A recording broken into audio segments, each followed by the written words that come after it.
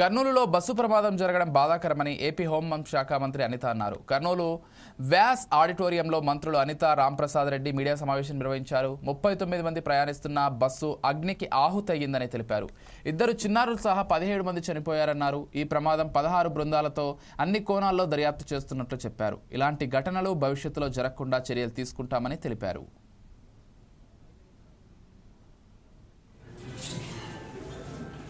Bus number DDO 1N9490 Vemuri Kaveri travels యాక్చువల్గా మనకి around Hyderabad నుంచి బెంగళూరు ప్రయాణమవుతున్న బస్సు ఎర్లీ మార్నింగ్ మనకి 3 to 3:15 మధ్యలో ఇక్కడ ఒక యాక్సిడెంట్కి గురవడం చాలా బాధాకరమైన విషయం.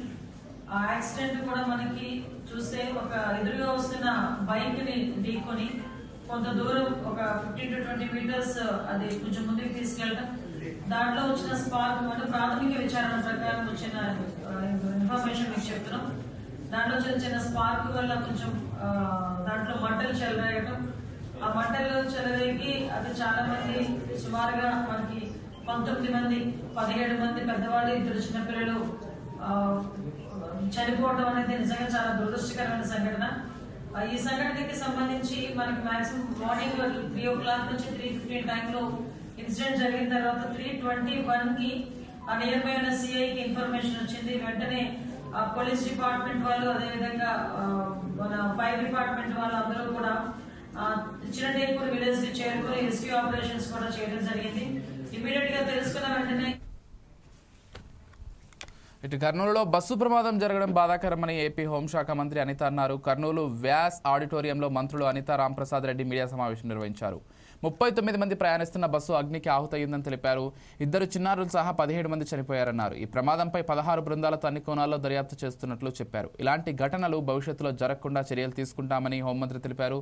ఇక ఇదే అంశానికి సంబంధించి మరింత సమాచారం అంచడానికి మా కర్నూలు ప్రతినిధి హేమంత్ ఫోన్ ద్వారా సిద్ధంగా ఉన్నారు. చెప్పండి హేమంత్.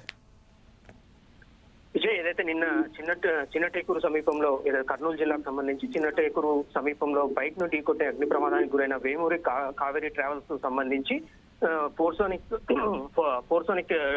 ఫోరెన్సిక్ ఏదైతే ఉందో దీని బృందం దీనిపైన పూర్తిగా ఒక నివేదిక అయితే తయారు చేస్తుంది. ఇప్పటికే ప్రాథమికంగా కొన్ని గుర్తించారు.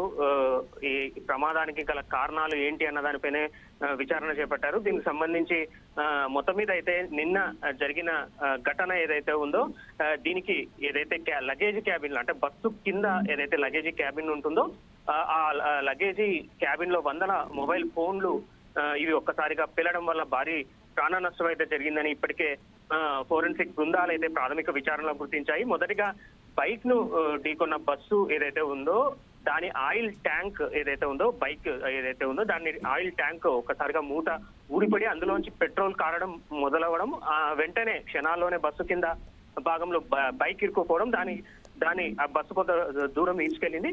ఆ సమయంలోనే ఒక్కసారిగా మంటలు చెలరేగి మొత్తము బస్సు అంతా వ్యాపించాయన్నట్లుగా ప్రాథమిక విచారణ అయితే గుర్తించడం జరిగింది. దీనికి సంబంధించి ఇప్పటికే ఒక నివేదిక రూపొందించాలని ఇటు రాష్ట్ర ప్రభుత్వము ఇప్పటికే సీఎం చంద్రబాబు చెప్పడంతో దీనిపైన పూర్తిగా ఏదైతే నివేదిక అయితే రూపొందించే పనిలో పడ్డారు. అలాగే మొత్తం మీద చూస్తే ఈ కీలక ఆధారాలు అయితే గుర్తించాయి. మొత్తం మీద ఫోరెన్సిక్ బృందాలు అయితే వాహనాల మధ్య రాపిడి తగలడంతోనే నిప్పురవ్వలు చెలరేగి ఈ పెట్రోల్ అగ్నికి అంటుకొని భారీ అగ్ని ప్రమాదం సంభవించిందనేసి వీరు గుర్తించడం జరిగింది. అయితే ఈ మంటలు తొలిత అంటే లగేజీ క్యాబిన్ కు అంటుకోవడం, అందులో ఎక్కువగా అంటే ఈ క్యాబిన్ లో దాదాపు 400 పైగా మొబైల్ ఫోన్లు, ఒక పార్సల్ బాక్స్ అయితే ఉండింది.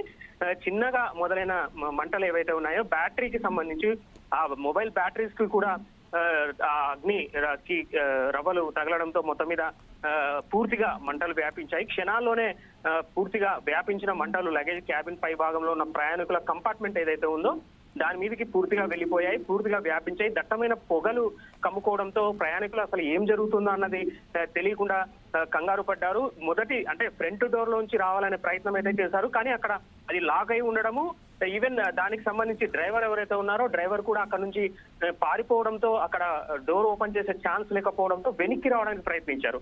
అయితే వెనక్కి వచ్చే క్రమంలోనే ఒక్కసారిగా దట్టమైన పొగలో అలుముకోవడంతో అసలు ఏమీ అంటే బయటికి వెళ్ళడానికి ఎమర్జెన్సీ ఎగ్జిట్ ద్వారా ఎలా వెళ్ళాలని కూడా కనపడకపోవడము, మరో దట్టంగా ఒక్కసారిగా అగ్ని బాగా దట్టమైన పొగలు అలాగే మంటలు చెలరేగడంతో అక్కడనే క్యాబిన్ లోనే ఎక్కడైతే కంపార్ట్మెంట్ వెనుక కంపార్ట్మెంట్ కు వచ్చి బయటికి రావాలనుకున్నారో అక్కడే ఇరుక్కొని పోయారు. మొత్తం మీద ఎక్కడైతే మొదటి భాగంలో ఎవరైతే బస్సు మొదటి భాగంలో సీట్లు బెర్తుల్లో ఉన్నవారు మొత్తం మీద అయితే మంటల్లో సజీవ దహనం అయితే అయ్యారు. దీనికి సంబంధించి ఇప్పటికే ఏదైతే ఈ బృందాలు ఉన్నాయో ఫోరెన్సిక్ బృందాలు దీన్ని గుర్తించడం జరిగింది. ఈవెన్ నిన్న సంఘటన స్థలంలో కూడా ఎక్కువగా ఏదైతే వెనుక భాగం బస్సు వెనుక భాగంలో ఎక్కడైతే మృతదేహాలు ఎక్కువగా ఉన్నాయి అంటే బాడీస్ ఏవైతే ఉన్నాయో మృతదేహాలన్నీ వెనుక భాగంలోనే ఎక్కువగా కనపడ్డాయి. అంటే ముందు నుంచి వెనక్కి రావడానికి తీవ్రంగా అయితే ప్రయత్నించారు. అయితే ఎక్కడా కూడా ఆ పరిస్థితులు అయితే లేకపోవడము, ఎమర్జెన్సీ ఎగ్జిట్ లోంచి బయటికి ఎటు రావాలనో తెలియకపోవడం కూడా కొంత ఇబ్బందులు కలగజేశాయి. దీంతో మొత్తంగా చాలా అంటే మృతుల సంఖ్య పెరగడానికి కూడా ఇది ఒక ప్రధాన కారణం అనేసి విచారణ బృందం అయితే చెప్తోంది. దీనికి సంబంధించి ఒకవేళ ముందర డోర్ ఓపెన్ అయి ఉంటే మాత్రం మెయిన్ డోర్ ఓపెన్ అయి ఉంటే ఇంత ప్రమాదం సంభవించేది కాదు, మృతుల సంఖ్య పెరిగే అవకాశం ఉండేది కాదనేసి విచారణ బృందం అయితే చెప్తోంది. వెనక్కి రావడంలో ఉన్న అదే అలా కొంత ఆలస్యం కావడం అలాగే పొగలు కమ్ముకోవడం దీంతో ఇబ్బందులు పడి అక్కడికే స్ట్రక్ అయి ఉన్నారు. అక్కడ ఆ కంపార్ట్మెంట్ లోనే ఏదైతే బస్ కంపార్ట్మెంట్ పైన ఉన్న వాళ్ళంతా ఇరుక్కొని పోయారు. దీంతో ఒక్కసారిగా మంటలు చెలరేగి ఒక్కసారిగా అక్కడికే సజీవ దహనం అయితే అయినట్లుగా వీళ్ళు చెప్పడం జరుగుతోంది. మరోవైపు నిన్న హోంమంత్రి అనిత కూడా దీనిపైన ఒక ప్రత్యేకంగా ప్రెస్ మీట్ పెట్టి చెప్పడం జరిగింది. ఇది ఒక దురదృష్టకరమైన సంఘటనగా భావించాలి. మొత్తం ఓవరాల్ గా అంటే మొత్తం 19 మంది మృతి చెందారు ఈ ఘటనలో. 24 మంది సురక్షితంగా అయితే బయటపడ్డారు. ఎవరు కూడా అంటే ఉన్న 19 మందిలో 2 చిన్నపిల్లలు ఉన్నారు, 17 మంది మొత్తం 19 మంది చనిపోయినట్లుగా చెప్తున్నారు. అలాగే బైకిస్ట్ ఎవరైతే ఉన్నారో ఇతను కర్నూలుకు సంబంధించి ప్రజానగర్ సంబంధించిన వ్యక్తిగా గుర్తించారు. ఇతను కూడా అంటే స్పాట్ లోనే ఇతను కూడా చనిపోవడం జరిగింది. మొత్తం మీద నిన్న సాయంత్రం కంతా ఏదైతే ఈ ఫోరెన్సిక్ డిపార్ట్మెంట్ తర్వాత డాక్టర్లు వైద్య బృందం కూడా అక్కడే అంటే సంఘటనా స్థలంలోనే ఓవరాల్ గా ఈ పోస్ట్ మార్టం నిర్వహించడం జరిగింది. అలాగే డిఎన్ఏ పరీక్షలు కూడా చేయడం జరిగింది. ముఖ్యంగా డిఎన్ఏ సంబంధించి డిఎన్ఏ పరీక్షలు ఏవైతే ఉన్నాయో ఇవి కీలకంగా కానున్నాయి. ఎందుకంటే బాడీస్ ఏవైతే ఉన్నాయో మొత్తం 19 మృతదేహాలను వెలికి తీశారు. దీనికి సంబంధించి 19 మంది మృతదేహాలు ఎవరు ఎక్కడి వారు వీరు అన్నది కొంత ఇబ్బంది అయితే కనపడింది నిన్న. ఎందుకంటే అసలు మాంసం ముద్దలు పూర్తిగా మృతదేహాలంతా చెల్లా చెదరుగా పడ్డాయి, మాంసం ముద్దలుగా మారాయి, అంటే పూర్తిగా కాలిపోయాయి. వీటిని తీసుకొని మృతదేహాలు ఏవైతే ఉన్నాయో నిన్న మధ్యాహ్నంకే తీసుకొని పక్కలే ఉన్న వైద్యులు ఫోరెన్సిక్ డిపార్ట్మెంట్ అందరూ కలిసి ఒక బృందంగా ఏర్పడి వారి ఏవైతే మృతదేహాలు అంటే దొరికిన ఏవైతే మాంస ముద్దలు అవ్వచ్చు, ఉన్న మృతదేహాలు అవ్వచ్చు, ఇవన్నీ తీసుకొని పక్కనే ఉన్న ఒక గుడారం లాగా వేసి అక్కడే మొత్తం మీద వాళ్ళకి పోస్ట్ మార్టం నిర్వహించారు. ఈవెన్ డిఎన్ఏ పరీక్షలు చేయడం జరిగింది. ఇక్కడ డిఎన్ఏ పరీక్షలే కీలకం కానున్నాయి. ఏదైతే 19 మంది మృతదేహాలు ఎవరివైనా ఐడెంటిఫై చేయడానికి చాలా కష్టంగా మారిందనేసి వైద్యులు అయితే చెప్పడం జరుగుతుంది. అందుకే డిఎన్ఏ టెస్టే కీలకం కానుంది. ఎవరి మృతదేహాలు ఎవరివి అన్నది ఐడెంటిఫై చేయాలంటే డిఎన్ఏ టెస్టే కీలకం కానుంది. సో డిఎన్ఏ టెస్ట్ చేసిన తర్వాతనే మృతదేహాలు ఎవరికి అప్పగించాలి. ఇప్పటికే బంధువులు అయితే కర్నూలు ప్రభుత్వ ఆసుపత్రికి చేరుకోవడం జరిగింది నిన్న మధ్యాహ్నంకే. వారికి అంటే ఈ బాడీలు ఎవరివి అన్నది కొంత కన్ఫ్యూజన్ అయితే ఉంది. దీనికోసమే డిఎన్ఏ టెస్ట్ అయితే నిర్వహించారు. ఓవరాల్ గా చూస్తే నిన్న మార్చరీలో అయితే ఇప్పటికి కూడా ఇంకా మృతదేహాలు ఉన్నాయి. ఇంకోటి దీంట్లో మొత్తం 19 మందిలో ఒక అన్ఐడెంటిఫై బాడీ ఉంది. దీనికోసమే నిన్న ప్రత్యేకంగా కలెక్టర్ ఒక ప్రకటన చేయడం జరిగింది.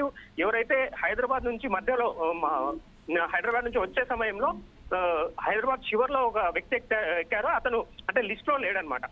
ఇతని కోసమే ఈ అన్ఐడెంటిఫైడ్ కోసమే ఇప్పుడు మొత్తం మీద విచారణ అయితే కూడా వేగవంతం చేశారు. దీనికోసం సపరేట్ గా ఒక హెల్ప్ లైన్ నంబర్ పెట్టారు. ఎవరైనా ఐడెంటిఫై చేయగలిగితే ఆ కన్సర్న్ ఎవరు అన్నది చూస్తే మాత్రం ఆ ఒక్క బాడీ ఇప్పుడు అన్ఐడెంటిఫై గా ఉంది. మొత్తం 18 మంది ఐడెంటిఫై చేశారు. వీరికి అంటే సంబంధిత ఎవరైతే మృతుల కుటుంబాలకు వీరి మృతదేహాలు అప్పచెప్పాలనేసి ఇప్పటికే అధికారులకు ఆదేశాలు ఉన్నాయి. సో నిన్న సాయంత్రంకే దాదాపుగా సగానికి పైగా మృతదేహాలు వాళ్ళ కుటుంబ సభ్యులకైతే అందజేయడం జరిగింది. విజయ్.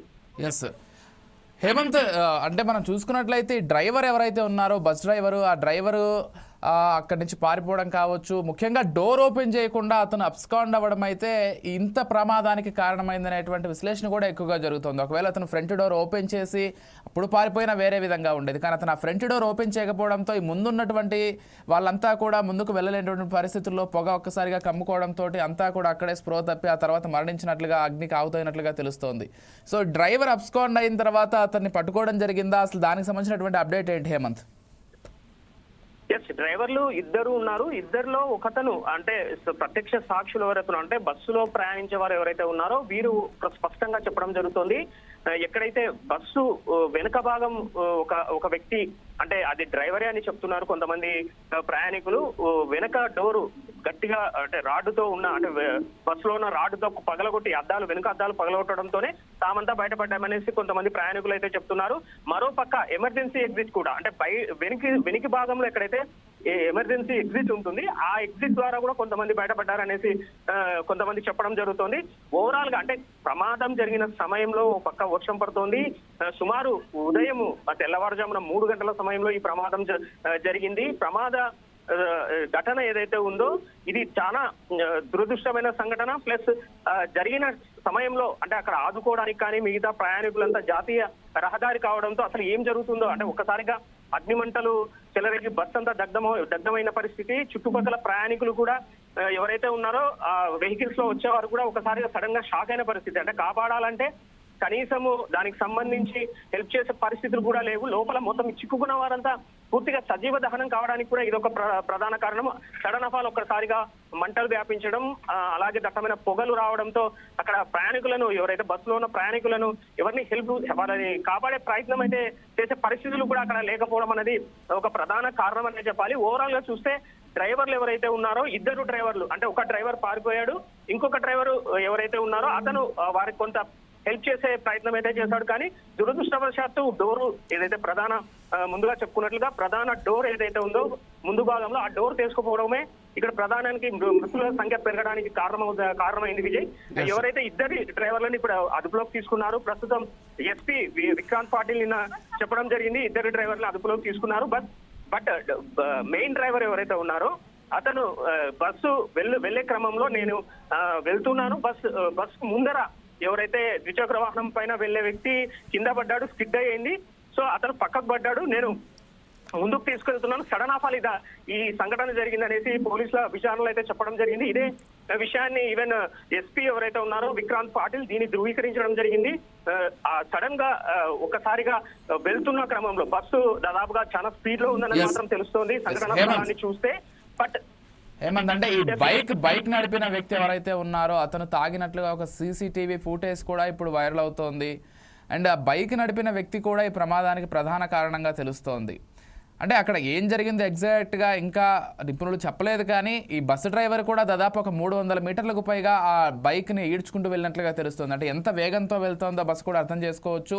ఇన్ కేసు ఆ బస్సును వెంటనే ఆపినా కానీ ప్రమాదం జరగకపోయి ఉండేదనేటువంటి అభిప్రాయం కూడా ఎక్కువగా వ్యక్తమవుతోంది. అంటే బైక్ నడిపే వ్యక్తి కూడా తాగి డ్రైవ్ చేశాడనేటువంటి ఒక విషయం ప్రస్తుతం ఎక్కువగా వైరల్ అవుతుంది. ఒక సీసీటీవీ ఫుటేజ్ కూడా వైరల్ అవుతుంది. సో ఎలా చూడాలి హేమంత్? అంటే బైక్ నడిపిన వ్యక్తే ప్రధాన కారణం అనేటువంటి విమర్శ కూడా ఎక్కువగా వినిపిస్తోంది. ఎస్ విజయ్, ఇది మద్యం మత్తులో ఎవరైతే ఈ ద్విచక్ర వాహనం నడిపిన వ్యక్తి ఎవరైతే ఉన్నారో శివశంకర్, ఇతను మద్యం మత్తులో ఉన్నట్లుగా తెలుస్తోంది. అయితే తెల్లవారుజామున 3 గంటలకు అతను కర్నూలు నుంచి డోన్ కి వెళ్తున్న క్రమంలో ఈ ప్రమాదం జరిగింది. ఓవరాల్ గా చూస్తే ఏవైతే సీసీ కెమెరాలు ఎవరైతే ఉన్నాయో అవి బయటకు వచ్చాయి, అవి కొంత వైరల్ గా మారాయి. మొత్తం మీద చూస్తే అంటే ఏదైతే పెట్రోల్ కొట్టించుకునేందుకు శివశంకర్ ముందుగా అంటే ఇక్కడికి డోన్ కి వెళ్లే క్రమంలో కర్నూలు నుంచి అతను పెట్రోల్ బంక్ లో వెళ్ళిన దృశ్యాలు, అక్కడ పెట్రోల్ కొట్టించుకొని వెళ్తున్న క్రమంలో ఈ విజువల్స్ అయితే ఉన్నాయి. అక్కడ అంటే ఆ సమయంలో ఎక్కడైతే పెట్రోల్ బంక్ లో కొట్టించుకునేటప్పుడు ఈ శివశంకర్ మద్యం మత్తులో ఉన్నట్లుగా తెలుస్తోంది. అయితే ఇంకా ప్రాథమికంగా దీనిపైన కన్ఫర్మేషన్ రాకపోయినప్పటికీ ఆ విజువల్స్ ఏవైతే చూస్తేనో ఆ సీసీ కెమెరా దృశ్యాలు చూస్తే అవి వైరల్ గా మారాయి. ఓవరాల్ గా చూస్తే మద్యం మత్తులో ఉన్నట్లుగానే తెలుస్తోంది ఆ ఏదైతే దృశ్యాలను అయితే చూస్తే.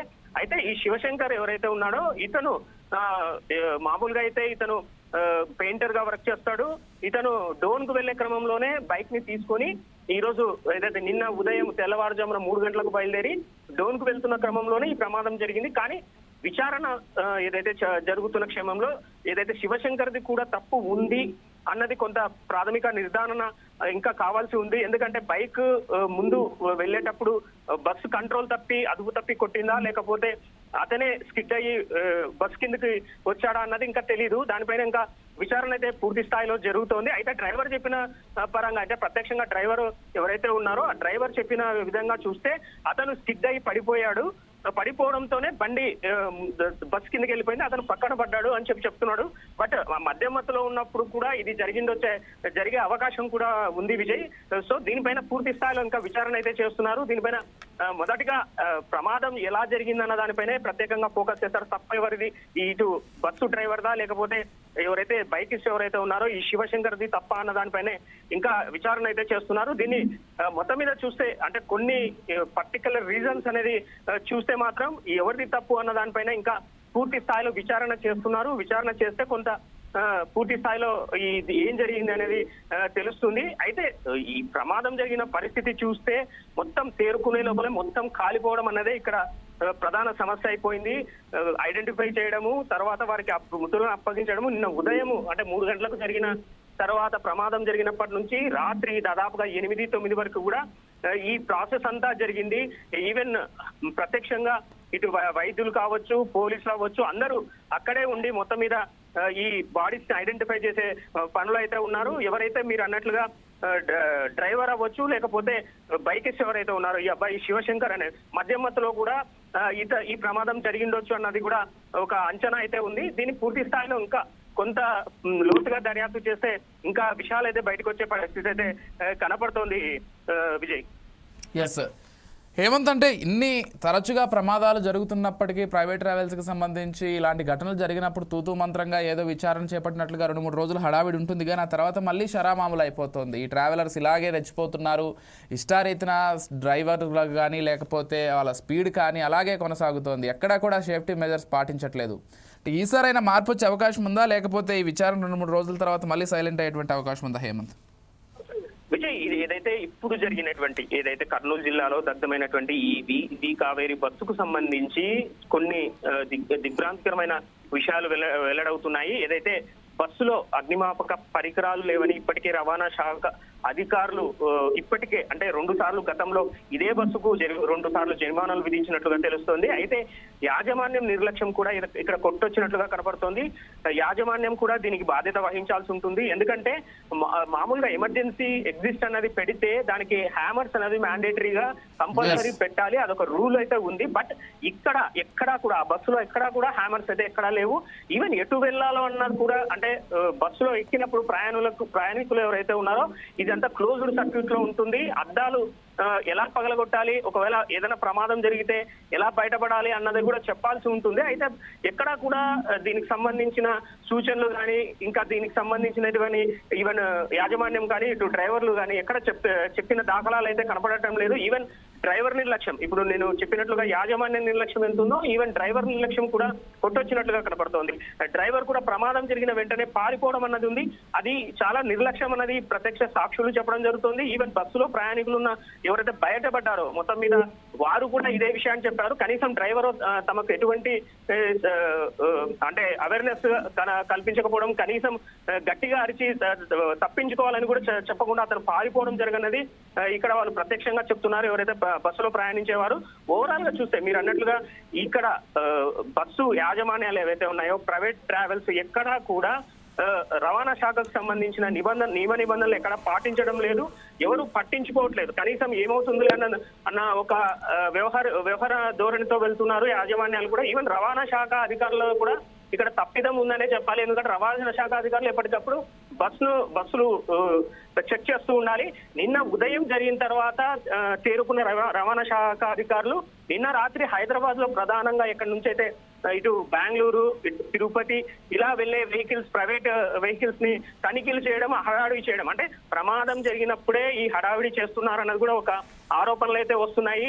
ప్రధానంగా రవాణా శాఖ అధికారులు ఈ విషయం పైన అంటే వాళ్ళపై విమర్శలు అయితే ఎక్కువగా వస్తున్నాయి. ఎందుకంటే ఇలాంటి ప్రమాదాలు జరిగినప్పుడు మాత్రమే హడావిడి చేసి తూతూ మంత్రంగా అప్పటికి ముగించేస్తున్నారు. తర్వాత వీటి ఏమీ పట్టించుకోవట్లేదు. అంటే రవాణా శాఖ అధికారులు కూడా దీనిలో మొత్తంగా తప్పు ఉందని చెప్పాలి. ఇటు యాజమాన్యము ఇటు రవాణా శాఖ అధికారులు కూడా ఈ ప్రమాదానికి బాధ్యులుగా చేయాలనేసి ఇప్పటికే డిమాండ్లు అయితే వినపడుతున్నాయి. దీనికి సంబంధించి ఇప్పటికే అంటే గడిచిన సంవత్సరంలో అంటే గడిచిన 6 నెలల నుంచి చూస్తే ఈ బస్సు నిబంధనలను ఉల్లంఘించి గత ఏడాది సెప్టెంబర్ నుంచి ఈ ఏడాది జూలై వరకు మొత్తం మీద రవాణా శాఖ అధికారులు ఈ బస్సుకు సంబంధించి 5 సార్లు జరిమానా విధించారు. అయినా కూడా వాళ్ళు పట్టించుకోకపోవడము, అది ఏదో వ్యవహరించినట్లుగా వెళ్ళిపోవడం అయితే జరిగింది. ఈవెన్ బస్సుకు సంబంధించి ఏదైతే బస్సు డ్రైవర్ యూనిఫామ్ లో ఉండడము, తర్వాత దానికి సంబంధించి ఏదైనా సాంకేతికంగా ఏమైనా ప్రాబ్లమ్స్ వచ్చినా కూడా దానికి ఒక టెక్నికల్ గా అన్ని పర్ఫెక్ట్ గా చూసుకొని ముందుకెళ్ళాలి ప్రతిరోజు.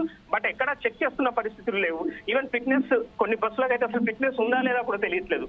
ఈవెన్ ఇప్పుడు మనం చూస్తున్న బస్సు ఏదైతే ఉందో దీని మొత్తం మీద ఈ బస్సే ఏకంగా రాయగఢ్ అంటే ఒడిశాకు సంబంధించి రాయగఢ్ లో రిజిస్ట్రేషన్ అయినట్లుగా తెలుస్తోంది. దీనికి పర్టికులర్ గా చూస్తే అంటే రిజిస్ట్రేషన్ అన్నది ఒక చోట చేస్తున్నారు, నేషనల్ పర్మిట్ తీసుకుంటున్నారు, ముందుకు తీసుకెళ్తున్నారు. అంటే పర్మిషన్ అన్నది నేషనల్ పర్మిట్ తీసుకోవడము, ఈవెన్ దేశమంతా తిప్పడం, దానికి ప్రామాణికంగా ఏవైతే నియమ నిబంధనలు ఉంటాయి ఇవేమీ పట్టించుకోకుండానే వెళ్ళిపోవడం జరుగుతోంది. ఈవెన్ ఇప్పుడు జరిగిన ప్రమాదం ఏదైతే ఉందో దీనికి సంబంధించి సీటింగ్ పర్మిషన్ అయితే ఓన్లీ సీటింగ్ పర్మిషన్ తో స్లీపర్ గా మార్చేశారు. అంటే సీటింగ్ పర్మిషన్ మాత్రమే ఈ బస్సు ఉండింది, బట్ దీన్ని స్లీపర్ గా అయితే మార్చేశారు పూర్తిగా. అంటే ఎక్కడ పర్మిషన్స్ తీసుకోకుండానే స్వతంత్రంగా ఈ నిర్ణయాలు తీసుకుంటూ వెళ్తున్నారు. అందుకే ఈ ప్రమాదాలు ప్రైవేట్ బస్సులకు సంబంధించి ఎక్కువగా ప్రమాదాలు జరుగుతున్నాయి. ఈ ప్రమాదాలకు కారణము యాజమాన్యము, అలాగే రవాణా శాఖ అన్నదే మనకి ఇక్కడ మేజర్ ప్రాబ్లం. వీరిని బయటికి అంటే ఏదైతే తరచూ తనిఖీలు చేపట్టడం, ఎక్కడెక్కడ ఫైన్లు వేయడం ఇలాంటివి చేస్తే తప్ప ఈ ప్రమాదాలను అరికట్టే పరిస్థితుల్లో అయితే కనపడడం లేదు.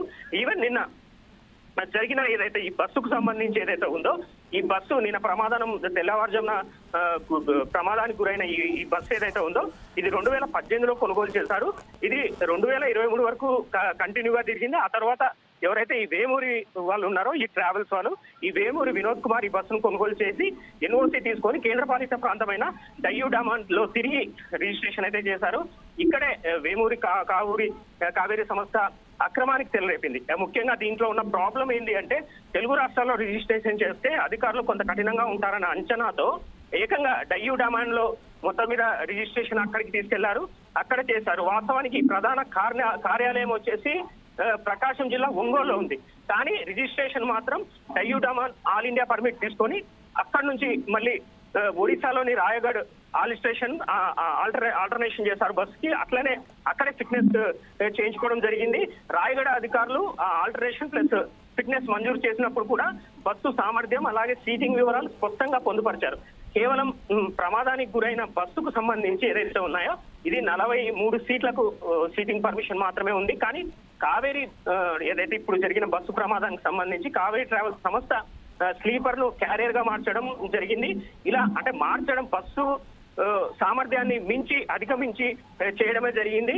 సో ఇక్కడ ఒక్కొక్క సీటుకు ఏదైతే అంటే కామన్ గా ఇలా ఎందుకు చేస్తారు అంటే ట్యాక్స్ అనే ఏదైతే ఉందో ట్యాక్స్ తప్పించుకోవడానికి ఇలా చేస్తూ ఉంటారు కామన్ గా. అయితే దీనికి డిఫరెన్స్ అంటే అక్కడ రిజిస్ట్రేషన్ చేస్తే తెలుగు రాష్ట్రాల్లో రిజిస్ట్రేషన్ కంటే ఇప్పుడు నేను చెప్తున్నట్లుగా అక్కడ డయ్యూ డామన్ లో చేస్తే మాత్రం అక్కడ చాలా తక్కువ పడుతుంది. ఈవెన్ నాగాలాండ్ లో కూడా ఇలాగనే తక్కువ రిజిస్ట్రేషన్ ఫీజు ఉంటుంది. ప్లస్ సీటుకు ఒకవేళ తీసుకుంటే మామూలు ఒక సీట్ కి అయితే 450 రూపాయలు మాత్రమే ఉంటుంది. అదే స్లీపర్ సీట్ కి అయితే 800 ఉంటుంది. అంటే 450కి ఏదైతే ఉంటుందో దానికి స్లీపర్ సీట్ కాకుండా మామూలు జనరల్ సీట్ కు అమౌంట్ అయితే కట్టున్నారు. బట్ దీన్ని ఇమీడియట్ గా ఏం చేశారు, రవాణా శాఖ పూర్తిగా తనిఖీలు అయిపోయిన తర్వాత 800 ఏదైతే ఉందో 450 రూపాయలు ఏదైతే ఉందో దీని అమౌంట్ అయితే కట్టారు. కానీ స్లీపర్ గా మార్చి అది దానికి ఎటువంటి పన్ను కూడా కట్టని పరిస్థితి అయితే కనపడుతుంది. Vijay, right, thank you Hemant.